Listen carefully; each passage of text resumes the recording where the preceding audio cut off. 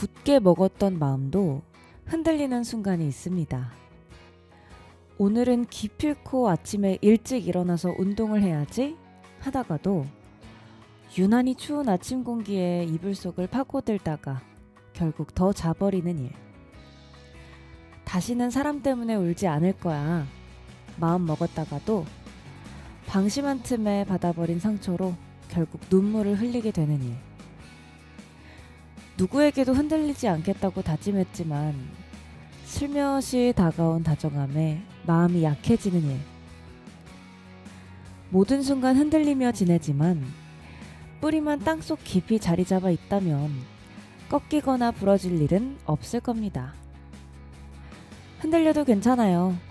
제자리로 돌아올 수 있을 거예요. 또 누가 알아요? 흔들리면서 내 뿌리가 더 단단해질지? 오늘도 문서영이 함께합니다. 생각보다 맛있는 우리말 꼭꼭 씹기.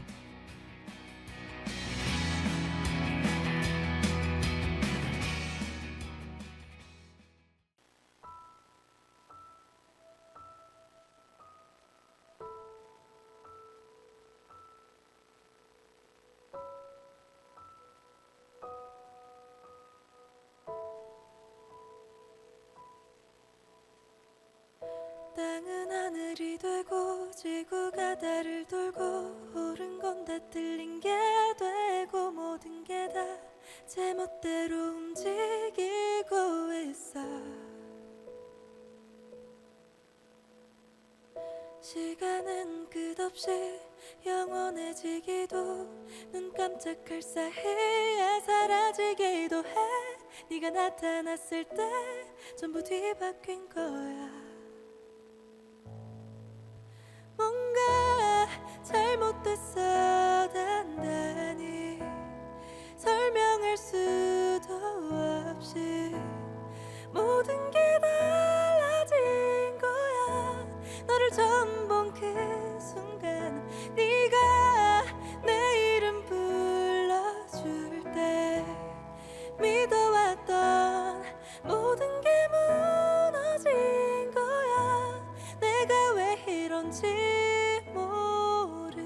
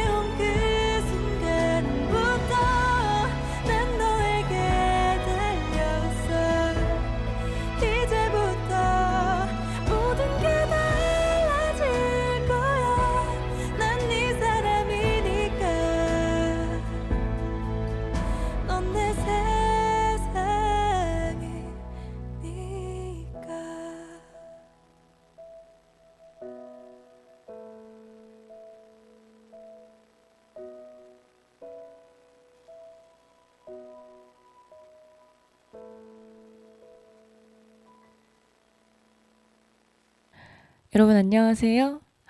오늘도 우리말 꼭꼭 씹기로 찾아온 문사영입니다. 날씨가 요즘 너무 추워요. 그쵸? 지금 제가 이거 녹음하러 오는 길이 너무 추운 거예요. 바람도 엄청 많이 불고 제가 진짜 털바지에 패딩까지 입었는데도 너무너무 추워서 아주 혼났습니다. 날이 추워서 그런지 요새는 또 뜨끈한 국물 요리가 그렇게 생각이 납니다. 요새 제가 빠진 음식은 쌀국수인데요. 원래도 좋아하는 음식인데 날이 추워지고 하니까 또 자주 생각이 나는 것 같아요. 내내 추운 밖에 있다가 안에 들어가 앉아서 뜨끈한 쌀국수 국물을 한 숟가락 떠먹으면 와, 그렇게 좋을 수가 없습니다. 몸이 따뜻하게 데워지는 기분도 들고 야, 이 추운 날씨에 벌벌 떨었던 게 다 보상받는 그런 기분이 들어요.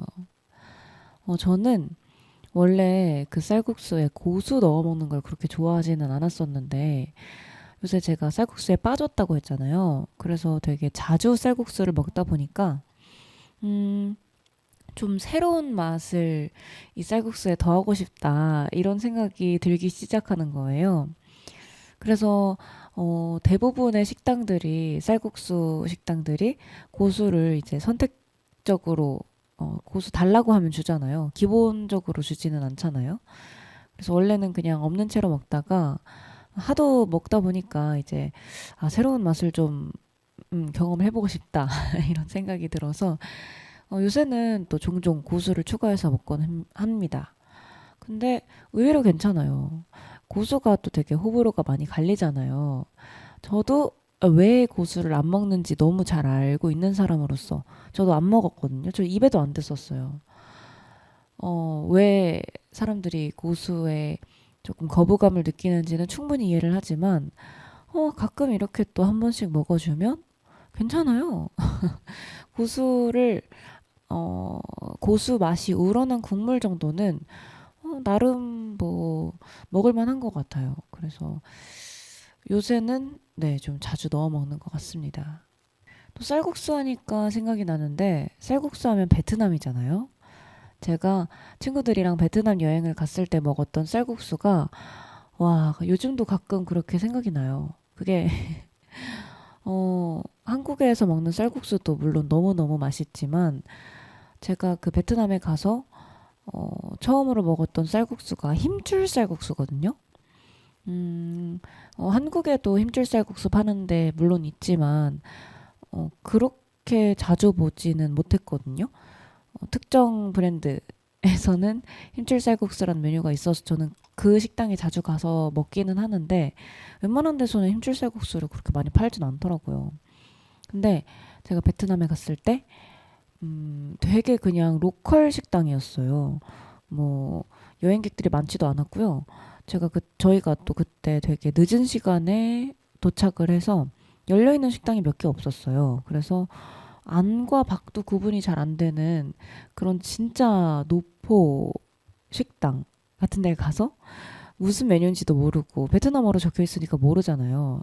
그래서 그 밑에 설명만 좀 보고 힘줄이 들어간다라고 적혀 있길래 그냥 그걸 주문해서 먹었었는데 그게 너무 맛있어서 아직까지 생각이 나거든요. 지금 베트남에서 먹었던 그 쌀국수도 그립지만 날이 너무 춥다 보니까 그 동남아의 따뜻한 날씨 그것까지 좀 그리워지는 것 같아요.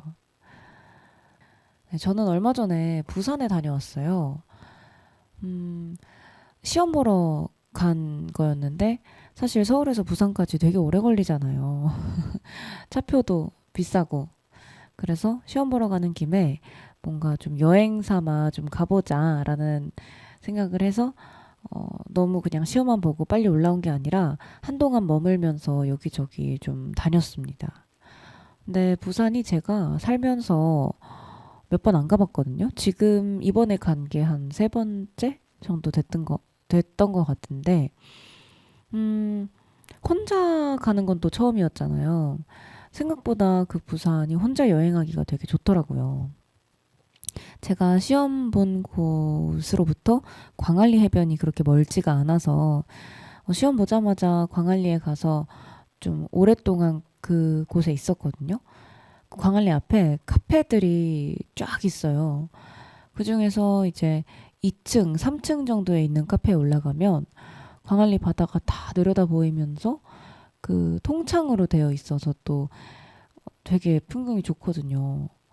거기 앉아서 일기도 쓰고 책도 좀 읽고 이렇게 하다 보니까 되게 또 마음이 편해지고 그렇더라고요. 바다를 눈앞에 두고 통창 앞에서 일기를 쓴다? 너무 낭만적이잖아요. 그리고 제가 그쪽에 좀 돌아다니다가 보니까 책방이 독립서점이 있는 거예요. 무인 독립서점이었는데 그쪽에 또 들어가 보니까 되게 다양한 주제로 큐레이션 해놓은 그런 분야별 서적들이 많더라고요. 그 책들을 좀 들여다보면서 있다 보니까 마음도 되게 편해지고, 제가 부산이 사실 그렇게까지 할 거리, 놀거리, 볼거리가 많다고는 생각을 못 했어요. 부산 하면 보통 여행, 예, 다인원으로 혼자 가는 걸 상상을 그렇게 하지는 못했어서 되게 그렇잖아요. 화려하고 바닷가 있고 해운대, 광안리 이렇게 생각하면 뭐 연인들과 친구들로 북적이는 약간 이런 느낌이잖아요. 그래서 혼자 여행할 게 그렇게 많을까라고 생각을 했는데 혼자 돌아다녀도 또 괜찮더라고요. 막상 다른 사람들이랑 같이 왔다면 못 봤을 것들 이런 것들도 볼 수 있었고 생각보다 광안리 뒤쪽의 골목들이 빈티지하고 이런 것들이 많더라고요. 소품샵이라던가 독립서점이라든지 그리고 또 맨션이나 목욕탕 이런 건물들이 있어서 되게 걸으면서 보기 좋은 풍경이었어요. 서울에서 부산까지 혼자 여행을 하기 위해서 훌쩍 떠나기는 좀 약간 부담이 되실 수도 있지만 리프레시를 좀 하고 싶으시다든지 뭐 혼자 좀 멀리 떨어진 곳에서 요란하지 않은 여행을 한번 해보고 싶다든지 이렇게 하시면 혼자 부산 여행 가는 것도 나쁘진 않은 것 같아요. 네, 이렇게 지난 한 주간 뭐 하고 지냈는지 소소한 일상 근황 나눠보는 시간 가져봤고요. 여러분은 지금 서대문 FM 91.3MHz 문서영의 우리말 꼭꼭 씹기 함께하고 계십니다. 우리 방송 1부와 2부로 나누어 진행되는데요.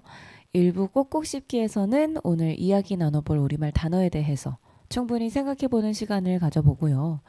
2부 음미야기에서는요. 이 단어와 관련한 더 넓은 이야기로 내용을 확장해봅니다. 오늘의 우리말 공개할 시간이 됐죠? 오늘의 우리말은요. 그릇인데요. 그릇, 여러분이 생각하시는 그 그릇 맞습니다. 밥 담고 국 담고 하는 그 그릇인데요. 이 단어와 어울린다고 생각하는 노래를 제가 한번 선곡을 해봤는데 이거 한번 듣고 올게요.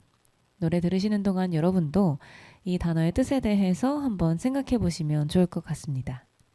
권진아의 진심이었던 사람만 바보가 돼입니다.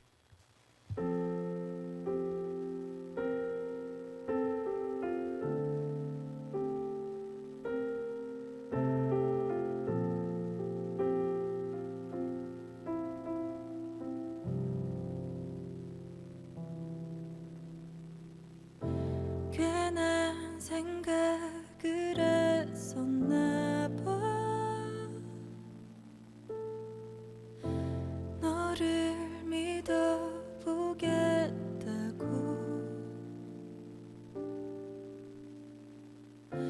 잘 알았어 너의 마음을 이제서야 안게. 우습게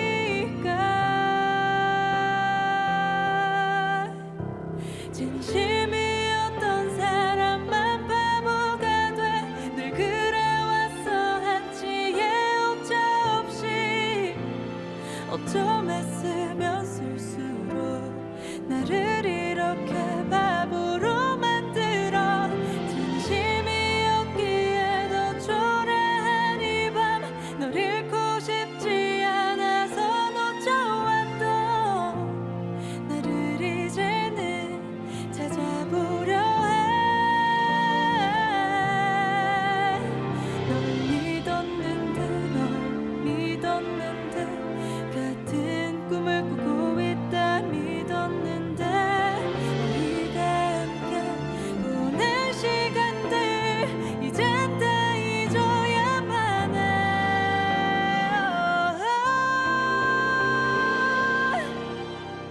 진심이었던 나만 바보가 돼. 네가 정말 널 사랑했다면 애틋한 인사는 하지 말아줘. 그 인사가 날 다시 흔들지 않게 내가 마음껏 널 미워할 수 있게 악역이 돼줘. 내가 더 이상 사랑하지 않게.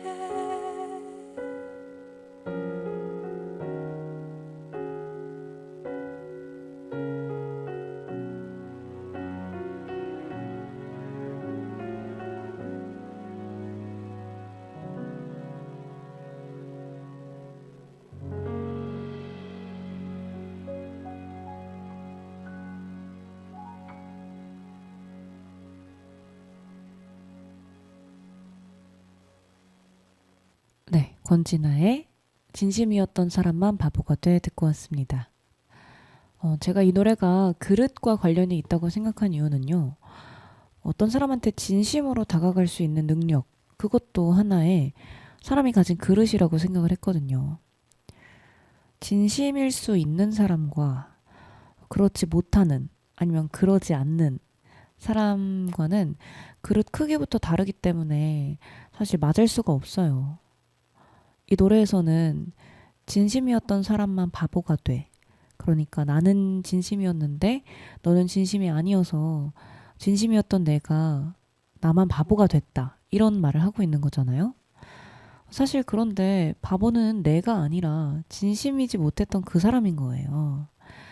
이게 생각보다 좀 반대로 생각하는 분들이 많은데, 내가 누군가한테 진심을 다할 수 있는 능력, 그것도 내가 가진 그릇이거든요. 내가 가진 능력이고 소양인 건데, 그걸 못 가진 사람한테 내 마음을 주면서 나만 또 진심이었지, 나만 또 진심이어서 내가 바보가 됐지 라고 생각할 필요는 없는 거예요. 이제 제 주변 친구들도 그렇고 또 동생들도 그렇고 사랑을 했다가 그게 잘 안 풀리는, 서로 진심의 크기가 달라서 상처받고 끝나는 그런 관계들에 대한 얘기를 많이 듣고 있어요. 너무 이해는 가지만 저도 그랬거든요. 저도 한때 모든 거에 너무 진심이어서 온갖 곳에서 상처만 받아오는 그런 사람이었던 적이 있어서 너무 이해는 하지만 들을 때마다 너무 안타까운 거예요. 바보는 너가 아니라 그 사람이다 라고 말해주고 싶습니다. 네, 오늘 그릇이라는 단어에 대해서 이야기해보기로 했는데요. 그릇은요, 일단 사전적인 의미를 봤을 때 음식이나 물건 따위를 담는 기구를 통틀어 이르는 말. 세는 단위는 개, 벌, 축 따위가 있다. 그리고 이 그릇이라는 것을 비유적으로 표현해서 어떤 일을 해나갈 만한 능력이나 도량 또는 그런 능력이나 도량을 가진 사람을 비유적으로 이르는 말로도 쓰이죠. 제가 방금 그 진심을 다할 수 있는 능력도 사람의 그릇이다라고 했을 때 그 그릇은 후자에 해당하는 뜻이겠죠. 일단 그래서 일부에서는 저희 이렇게 진짜 그릇에 대한 이야기를 좀 해보고 또 비유적인 의미에서의 그릇 이야기도 해보려고 하는데요. 일단 저는 그릇이라는 단어를 생각하면 밥 한 그릇이라는 말이 바로 떠올라요. 나 오늘 이 반찬이 너무 맛있어서 밥 한 그릇 뚝딱 했어. 이런 말 많이 하잖아요. 근데 그 밥 한 그릇이라는 그 단위가요. 모든 사람한테 같은 건 또 아니라는 생각 해본 적 있으신가요? 저는, 그렇게 사실 밥을 많이 먹는 종류의 사람은 아니에요. 그러니까 사실 반찬만 먹을 수 없으니까 반찬이 짜니까 그걸 중화하기 위해서 밥을 먹는 그런 식으로 생각을 했다 보니까 저한테 밥 한 그릇은 그렇게 밥이 많이 담겨 있는 그릇은 아니거든요. 근데 반대로 아니 밥만 먹을 수 없으니까 반찬을 곁들인다라고 생각하는 분들도 있더라고요. 이야기를 나눠보니까. 그런 분들한테는 제가 먹는 밥 한 그릇보다는 더 많은 밥이 필요한 거죠. 한 그릇에. 그래서 아니 그 1인분의 기준이 이렇게 달라져야 되겠나. 식당에서 그냥 1인분이라고 해서 파는 게 사람마다 다르게 적용이 되는 게 아닌가. 이런 생각을 종종 할 때가 있었어요. 그래서 저는 일반 그냥 식당에 가서 1인분을 시키면 그걸 한 그릇을 다 비우는 경우가 진짜 거의 없거든요. 아니, 음식에 따라 다른 것 같아요. 음식에 따라 다른 것 같은데. 아, 좀 편식이 있는 걸 수도 있겠다. 제가 아까 말했던 쌀국수 이런 것들은 또 한 그릇을 다 비울 수 있는 데에 비해서 그러지 못하는 음식들이 또 있는 걸 보니까 사람마다 그 1인분 한 그릇의 그릇이 다른 것처럼 나 스스로에게도 음식마다 그 한 그릇에 비울 수 있는 정도의 한 그릇이라는 기준도 또 다른 것 같네요. 근데 저는 식당에서 파는 1인분의 양을 좀 줄이고 가격을 좀 줄여줬으면 좋겠어요. 이게 한국에서도 그렇게 생각을 종종 했었는데 이게 어디서 진짜 심했냐면 제가 프랑스 파리에서 한 6개월간 지냈었는데 거기서 진짜 이런 생각을 많이 했어요. 이게 서양인들의 한 그릇이 우리의 한 그릇이랑 좀 다른가? 양이 진짜 많이 나오는데 특히 그 감자튀김 같은 경우에는 진짜 아니 이걸 한 끼에 다 먹는다고 싶을 만큼 건초만큼 쌓아줘요. 근데 물가가 또 되게 비싸잖아요. 아니, 이렇게 감자튀김 많이 주고 이렇게 비싸게 받아 먹을 거면 그냥 양을 반으로 줄이고 가격도 반으로 줄여줬으면 좋겠다 이런 생각이 들더라고요. 하지만 또 세상사가 또 내가 원하는 대로 될 수는 없으니까 그냥 조용히 받아들였죠. 나한테는 양이 많은 한 그릇일 수 있어도 또 누군가한테는 딱 맞는 한 그릇일 수도 있고 또 오히려 누군가한테는 부족한 한 그릇일 수도 있잖아요. 받아들여야지 뭐 어떡해요. 네, 그러면 노래 한 곡 듣고 우리 그릇에 대한 더 많은 이야기 한번 나눠보겠습니다. 알리의 밥그릇입니다.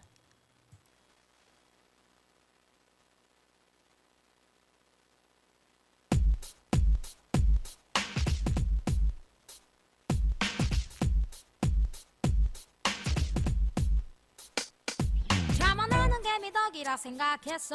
그렇게 인생 사는 방법이라 배웠어. 그게 나를 사랑하는 유일한 길이라며 내 자신을 믿었지. 동방예의 지국이란 나라 안에서 어른을 공경하는 건 당연하다며 그런 생각은 옛말이란 친구의 말에도 내 자신을 믿었지. 하지만 냉혹한 세상 속에서 점점 변해가는 나를 보며 느낄 수 있는 건 바로 내 밥그릇 때문, 내 못난 술버릇 때문, 바로 내 밥그릇 때문. 현실은 어쩔 수 없다고. 바로 내 밥그릇 때문, 내 못난 술버릇 때문, 바로 내 밥그릇 때문. 현실은 어쩔 수 없다고. 쇼윈도에 걸려 화려한 코트보다 엄마 처녀 시절 입으셨던 코트가 좋아. 누구나 하는 새로운 것을 쫓는 것보다 내 개성이 중요해. 남자의 조건은 돈과 기라는 수다에 화가 통하는 사람을 사랑할 거야. 고집을 부릴 걸 부리란 친구들의 말에도 내 사랑을 꿈꿨지. 나봐라 세상은 내가 만드는 대로 돌아가. 하지만 하고 싶은 대로 하면 살 수가 없어. 바로 내 밥그릇 때문, 내 못난 술버릇 때문, 바로 내 밥그릇 때문. 현실은 어쩔 수 없다.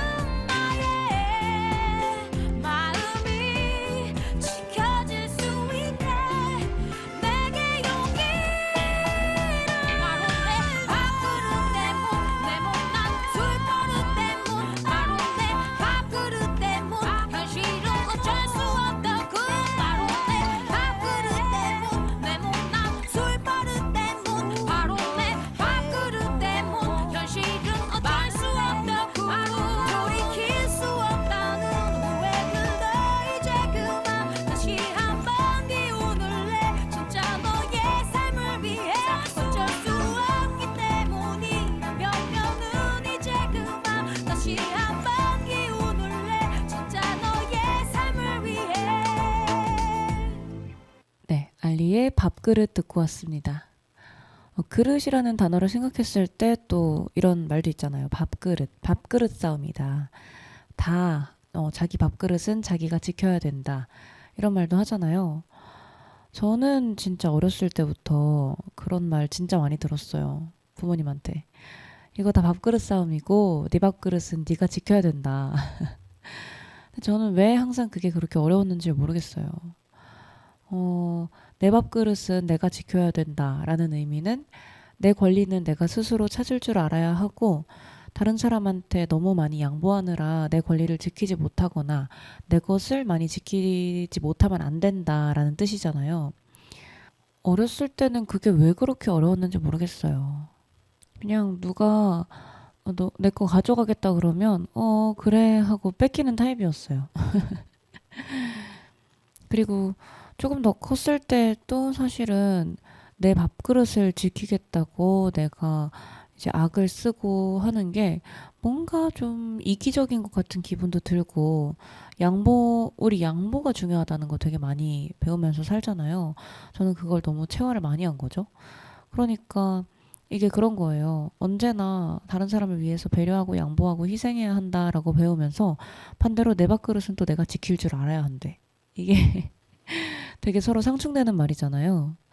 근데 옛날에는 그게 뭐야 말도 안 돼 라고 생각을 했는데 지금에 와서 생각을 해보면 뭐 충분히 공존 가능한 일인 것 같다라는 생각도 들어요. 내 밥그릇을 내가 지키는 건 양보하는 거랑은 또 다른 차원의 일이거든요. 그 적정선을 지킬 줄 알아야 하고 남들에게 양보하고 배려를 하면서도 내 권리는 내가 스스로 찾아야 하는데 이게 이기적이라거나 이런 건 절대 아니다. 그러니까 내 권리를 찾는 데 있어서 너무 소극적일 필요는 없겠다라는 생각을 했습니다. 또 그릇. 여러분은 그릇하면 생각나는 뭐 일화나 그런 일이 있으신가요? 저는 그게 생각이 나요. 집에서 손님이 오실 때만 내놓는 아끼는 그릇이 따로 있는 거. 저희 집만 그랬나요? 그냥 집에서 편하게 가족들끼리 밥 먹을 때는 잘 꺼내놓지 않는 아끼는 좋은 그릇 있잖아요. 사실 쓴다고 해서 그릇이 닳는 것도 아닌데 고이고이 아꼈다가 손님 올 때만 내놓는 예쁜 그릇들이 있어요. 그쵸? 그게 뭐 어떻게 보면 왜 우리끼리 먹을 때도 예쁜 그릇에 먹으면 좋은데 라고 생각이 들면서도 한편으로는 내가 아끼는 손님을 대접하는 마음인 거잖아요. 내가 뭐 별로 해줄 수 있는 건 없지만 그래도 예쁜 그릇에 잘 대접을 하는 거 이런 마음 그게 또 손님을 아끼는 그런 마음이라고 생각하니까 되게 소중하고 또 예쁘기도 하고 그런 생각이 드는데요. 가끔은요 아무 그릇에나 혼자 먹을 때도 아무 그릇에나 밥 먹지 말고 내가 나를 손님 대접하듯이 예쁜 그릇에 갖춰 먹는 것도 괜찮을 것 같다라는 생각을 했어요. 사실 삶에 여유가 없으면 가장 먼저 소홀해지게 되는 게 밥 먹는 거잖아요. 그러니까 밥을 먹는 행위 자체가 소홀해진다기보다는 바쁘고 여유가 없으면 밥도 그냥 좀 있는 거에서 대충 배 채우기 식으로 챙겨 먹을 때도 있고 막 정갈하게 예쁘게 해서 먹기보다는 그냥 내실에 집중을 해서 그게 뭐 나쁘다는 거는 아니지만 아무튼 되게 그냥 뭐 플레이팅도 안 하고 대충 그냥 프라이팬에서 조리한 다음에 그 프라이팬 채로 밥을 먹는다던가 이런 경우도 있잖아요. 근데 가끔은요, 여러분, 내가 손님 대접할 때 예쁜 그릇 꺼내서 음식을 정갈하게 담아서 대접하는 것처럼 나한테도 좀 그렇게 하는 게 좋을 것 같아요. 그게 나를 사랑하는 또 한 가지 방법이다? 이런 생각이 들더라고요. 제가 사실 내내 성인 되고 나서부터 내내 밖에 나와서 기숙사 생활을 좀 했거든요. 그렇다 보니까 끼니를 챙겨 먹는다는 거는 나를 위해서 정갈하게 뭔가 정성을 들여서 차려 먹는 그런 느낌이라기보다는 진짜 대충 살기 위해서 먹는 그런 식인 경우가 많았어요. 근데 제가 처음으로 뭔가 나를 위해서 정갈하게 요리를 해 먹고 정갈하게 세팅을 해서 먹는 게 나를 사랑하는 한 가지 방법일 수도 있겠구나라는 걸 깨달은 게 교환학생을 갔을 때 같이 밥해 먹는 언니를 보면서였어요. 저희가 공용 주방을 그때 썼었는데 같은 기숙사에 살고 하다 보니까 같은 기숙사에 살고 또 같은 학교에서 왔고 같은 한국인이고 하니까 그 언니랑 되게 자주 같이 밥을 해 먹었는데 저한테 뭔가를 해 먹는다라는 건 진짜 그냥 음식의 형태를 갖춘 무언가를 해 먹는다 정도에 지나지 않았어요. 이전까지는. 뭐 주방에서 요리를 한다고 해도 뭐 라면을 끓여 먹거나 아니면 정말 대충 파스타면 삶아서 알리오 올리오 같은 거 하는 건 진짜 얼마 안 걸리잖아요. 그것도 그냥 휙휙 해가지고 먹고 이랬었는데 그 언니가 정말 잘 해 먹고 사는 거예요. 그러니까 그 언니랑 같이 밥을 먹으려면 저도 같이 뭔가를 잘 해서 먹어야 되는 거죠. 물론 제가 잘 차려 먹는 게 습관화가 되어 있는 사람이 아니라서 언니가 정말 더 많이 뭔가를 해주긴 했었는데 그 언니를 옆에서 지켜보면서 같이 밥 해 먹고 그 습관을 저도 체화하고 하다 보니까 자연스럽게 아 나도 이렇게 정갈하고 스스로를 위해서 정갈하고 잘 갖춰진 밥을 해 먹을 수 있는 거구나 그런 걸 새삼 깨닫게 되더라고요. 그래서 그때 같이 요리를 해 먹으면서 뭔가 나를 사랑하는 법도 조금 배운 것 같았어요. 그 뒤로 그 언니랑 밥을 귀국하고 나서부터는 같이 해 먹을 일이 없었어서 또 이제 사실 제자리로 돌아오기는 했지만 그래도 가끔 이전에는 전혀 그런 일이 없었다고 한다면 지금은 그래도 가끔이라도 나를 위해서 조금 잘 세팅된 밥을 해 먹으려고 노력을 하고 있습니다. 그걸 가르쳐준 언니한테 저는 아직도 되게 고맙다라고 생각을 하고 지내고 있어요. 네, 지금까지 문자 그대로의 그릇, 음식을 담는 용도로서의 그 그릇에 대한 이야기를 계속 해왔는데요. 이번에는 좀 비유적인 의미에서의 그릇에 대한 이야기를 해보려고 합니다. 노래 한 곡 듣고 와서 다시 이야기 나눠보겠습니다. Why would I want to fly beyond the last red eye? Talking to your voice, only hearing noise. Oh, it's not enough. All of the nights I spend drowning my discontent, wasting me away. Everything has changed now that I found us, and it feels like home. Darling, if you don't mind, I'll take your hand tonight. We could just slow down time. Let me adore you. And from the moment I looked in those dark brown eyes, I can't remember life before you. Why would I want to go now that you're all I know? Smiling under stars, playing chasing cars. Something about the art of music in the dark, and it feels like home. Darling, if you don't mind, I'll take your hand tonight. We could just slow down time. Let me adore you.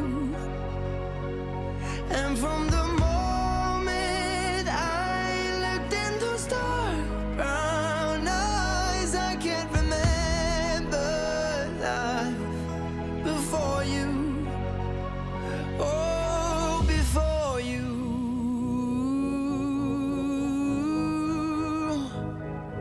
Ooh.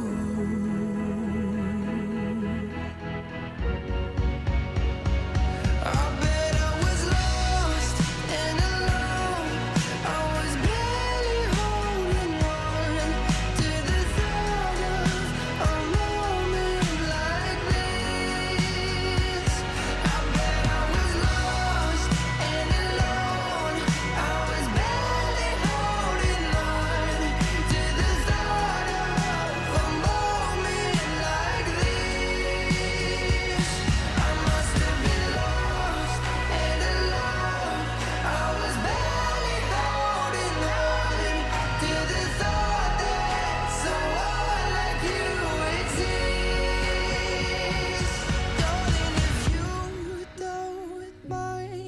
I'll take your hand tonight.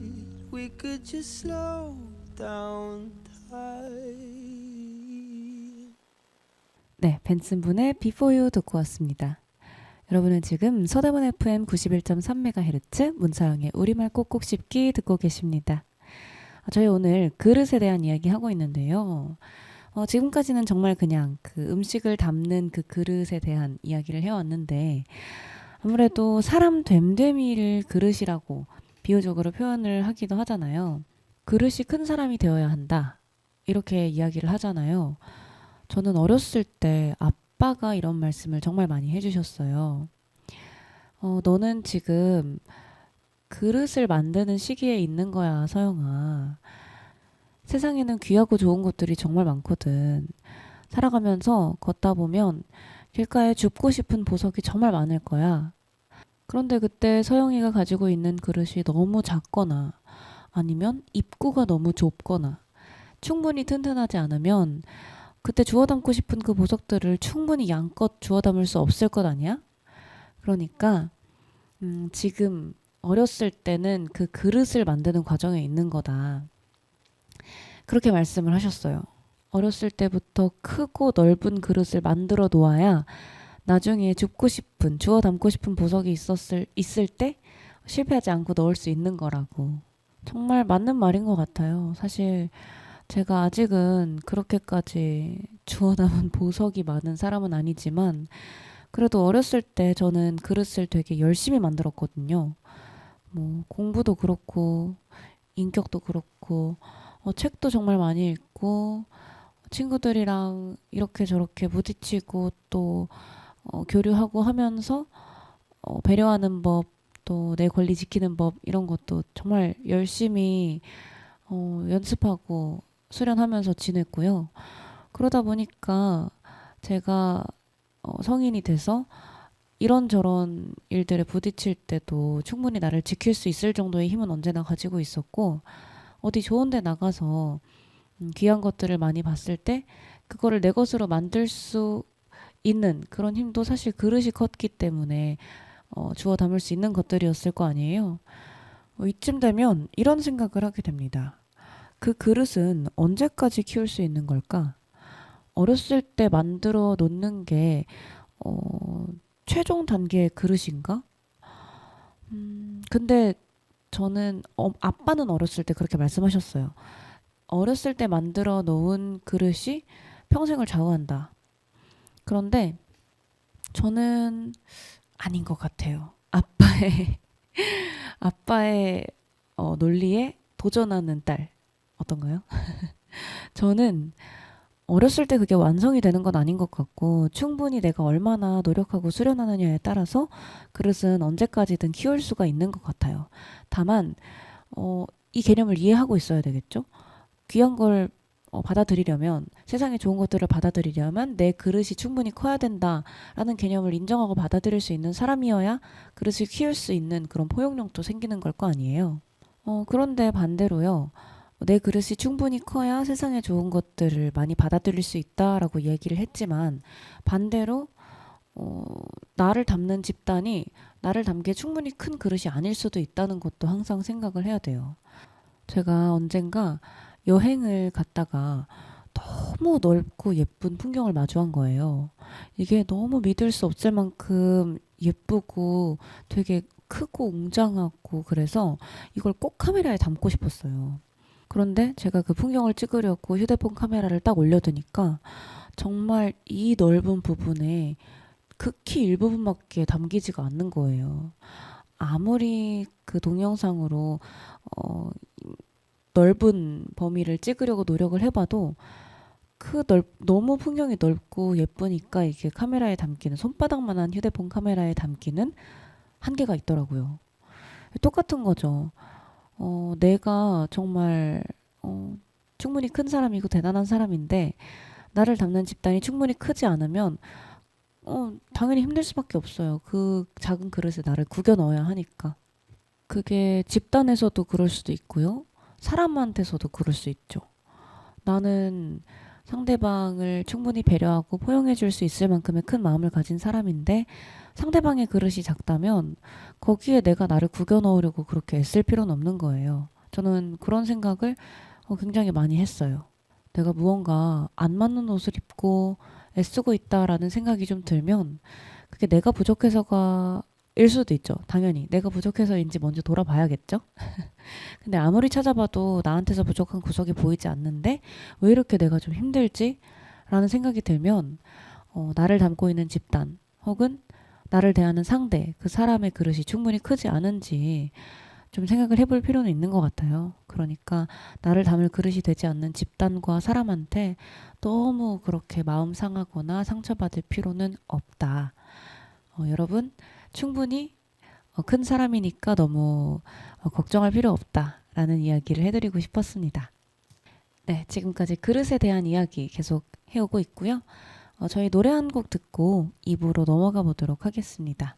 김필의 어느 날 우리입니다.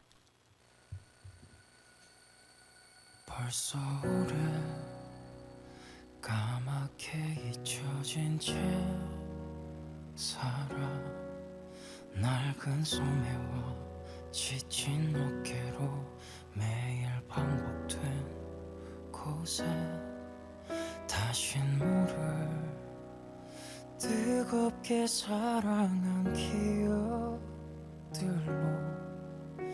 가끔 웃게 해준 희미해진 너 그리워 어느 날 우리 한 번쯤 우연히 만나요 눈이 부시게 이별했던 그날처럼 어느새 우리 서로가 몰라본데도 낯선 발길로 지나쳐도 그냥 그렇게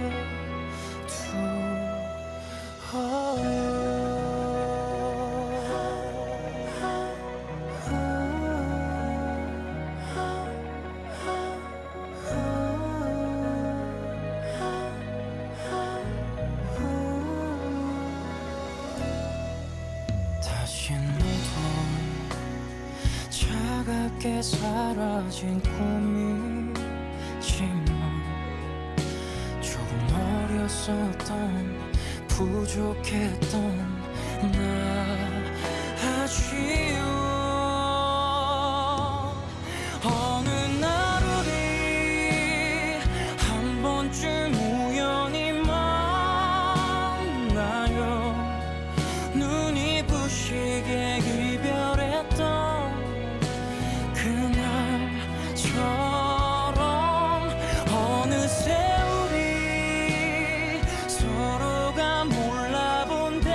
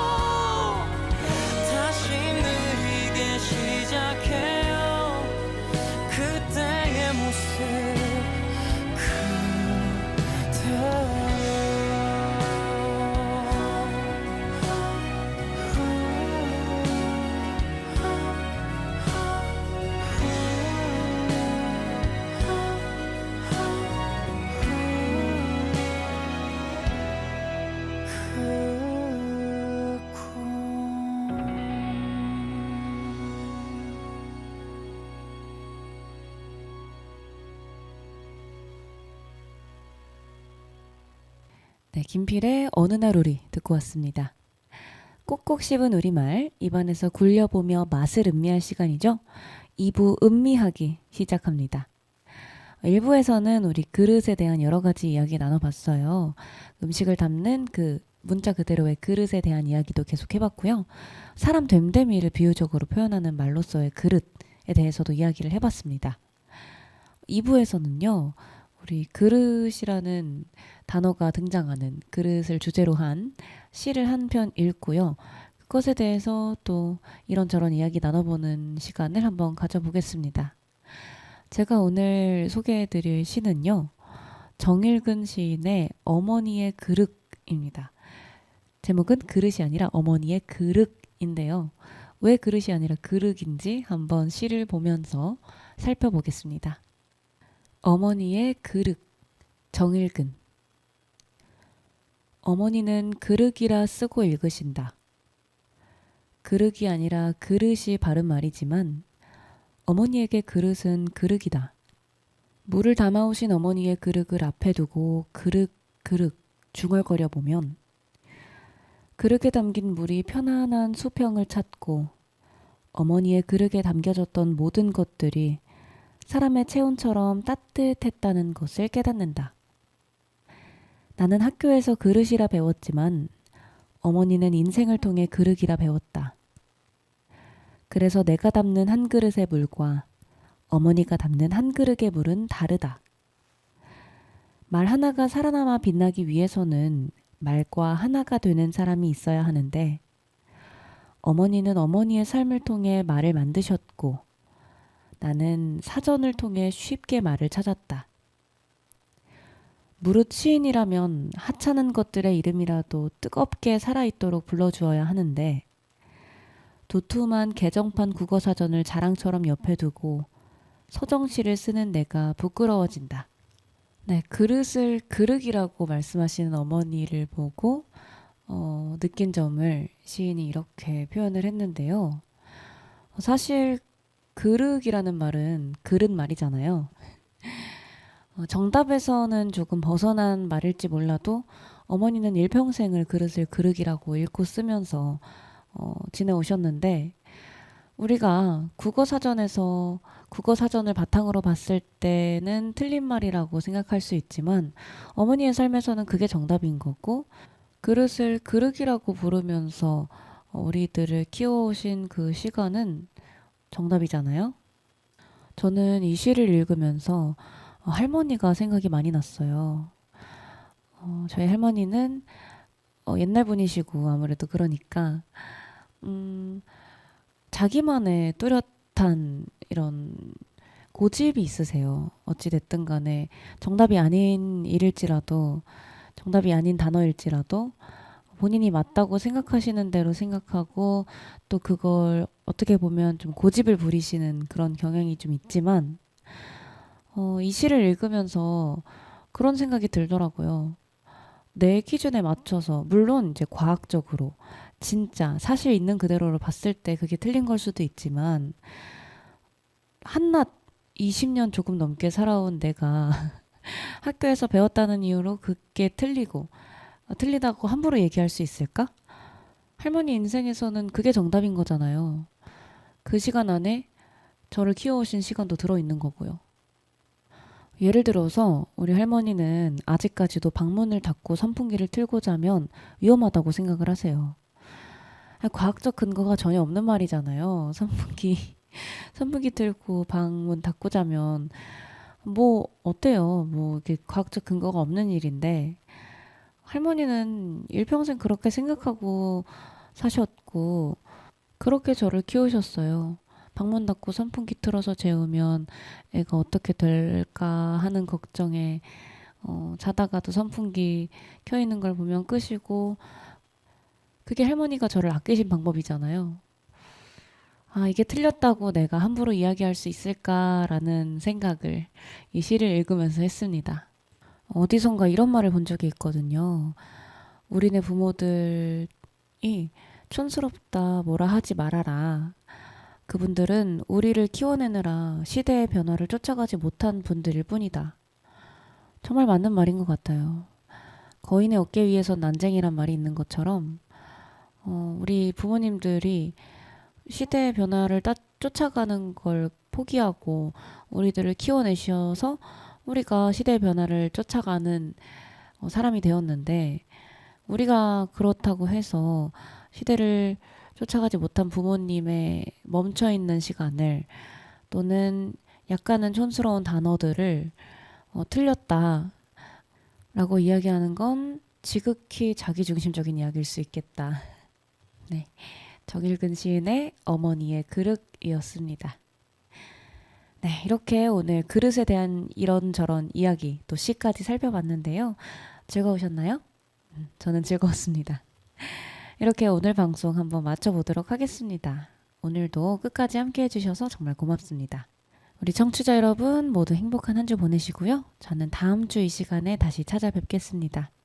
우리말 꼭꼭 씹기, 문서영이었습니다.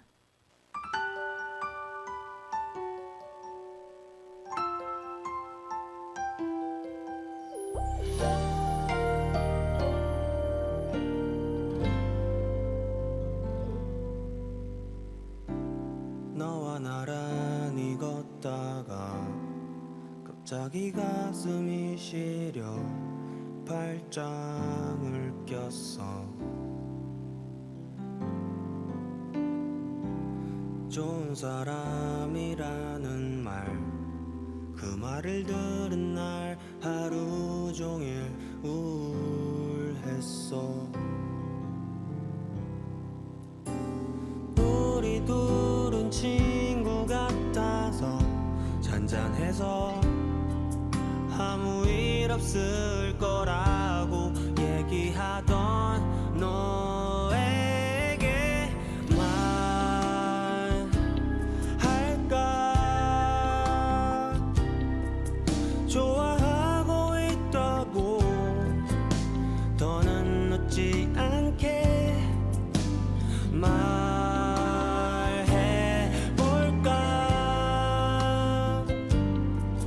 지나가는 말처럼 재미없는 농담처럼